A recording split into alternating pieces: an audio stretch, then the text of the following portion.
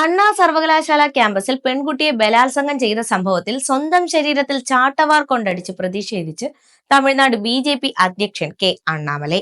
പ്രതിഷേധത്തിന്റെ ഭാഗമായി 48 ദിവസത്തെ വ്രതം ആരംഭിക്കുന്നതിന് മുന്നോടിയായാണ് അണ്ണാമലൈ സ്വയം ശിക്ഷിച്ചത്. സ്വന്തം വീടിന് മുന്നിൽ നിന്ന് പ്രതിഷേധം അറിയിച്ച അദ്ദേഹം വ്രതത്തിന് ശേഷം തമിഴ്നാട്ടിലെ പ്രധാന മുരുകക്ഷേത്രങ്ങളിൽ ദർശനം നടത്തുകയും ചെയ്തു. കഴിഞ്ഞ ദിവസം കോയമ്പത്തൂരിൽ പത്രസമ്മേളനത്തിൽ തന്റെ ഷൂസുകൾ ഊരിയെടുത്തുകൊണ്ട് സംസ്ഥാനത്ത് ക്രമസമാധാനം തകരാറിലായെന്നും സ്ത്രീകൾക്ക് സുരക്ഷയില്ല എന്നും DMK സർക്കാർ പ്രതികൾക്ക് സംരക്ഷണം നൽകുകയാണെന്നും സർക്കാർ ഭരണത്തിൽ നിന്ന് വീഴും വരെ ചെരുപ്പ് ഉപയോഗിക്കില്ലെന്നും അണ്ണാമലൈ പ്രഖ്യാപിച്ചിരുന്നു.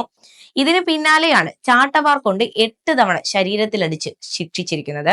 അണ്ണാമലൈ ആദ്യം പ്രാർത്ഥിക്കുന്നതും പിന്നീട് അടിക്കുന്നതിന്റെയും വീഡിയോ പുറത്തു വന്നിട്ടുണ്ടായിരുന്നു. ചുറ്റും പ്ലക്കാർഡ് പിടിച്ച് BJP പ്രവർത്തകരും നിൽക്കുന്നുണ്ട്.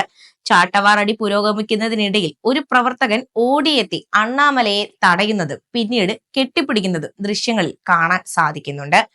അണ്ണാ യൂണിവേഴ്സിറ്റിയിൽ ലൈംഗിക അതിക്രമത്തിനിരയായ 19-കാരിയുടെ വ്യക്തിവിവരങ്ങൾ പോലീസ് പുറത്തുവിട്ടതിനെതിരെയും താൻ നിയമ നടപടി സ്വീകരിക്കുമെന്നും മുൻ IPS ഉദ്യോഗസ്ഥൻ കൂടിയായ BJP നേതാവ് വ്യക്തമാക്കി. ദേശീയ വനിതാ കമ്മീഷനും പരാതി നൽകും. പരാതിക്കാരിയെ അപമാനിക്കുന്ന വിധത്തിലാണ് FIR തയ്യാറാക്കിയിരിക്കുന്നത്. പ്രതി ഗുണശേഖരന് DMK നേതാക്കളുമായുള്ള ബന്ധം മൂലം ഇയാളെ ഗുണ്ടാ ലിസ്റ്റിൽ ഉൾപ്പെടുത്താൻ പോലും പോലീസ് തയ്യാറായിട്ടില്ല.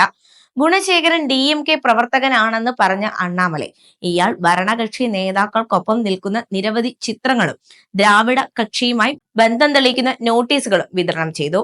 ഡിസംബർ 23-ന് രാത്രി 8 മണിക്കാണ് അണ്ണാ സർവകലാശാല ക്യാമ്പസിൽ വെച്ച് 2ാം വർഷ ബിരുദ വിദ്യാർത്ഥിനി ക്രൂര പീഡനത്തിന് ഇരയായത്. 2 പേർ ചേർന്ന് വലിച്ചഴിച്ച് കൊണ്ടുപോയി ബലാത്സംഗം ചെയ്യുകയായിരുന്നു എന്നാണ് പെൺകുട്ടിയുടെ മൊഴി. ഒപ്പമുണ്ടായിരുന്ന സുഹൃത്തിനെ മർദ്ദിച്ച് അവശനാക്കിയ ശേഷമായിരുന്നു ക്രൂരപീഡനം. സംഭവത്തിൽ കോട്ടൂർപുരം സ്വദേശി ജ്ഞാനശേഖരനാണ് അറസ്റ്റിലായിരിക്കുന്നത്. വഴിയോരത്ത് ബിരിയാണി കച്ചവടം നടത്തുന്നയാളാണ് ഇയാൾ. ഇയാൾക്കെതിരെ വേറെയും കേസുകളും രജിസ്റ്റർ ചെയ്യപ്പെട്ടിട്ടുണ്ട്. CCTV ദൃശ്യങ്ങളുടെ സഹായത്തോടെയാണ് പോലീസ് പ്രതിയെ പിടികൂടിയിരിക്കുന്നത്.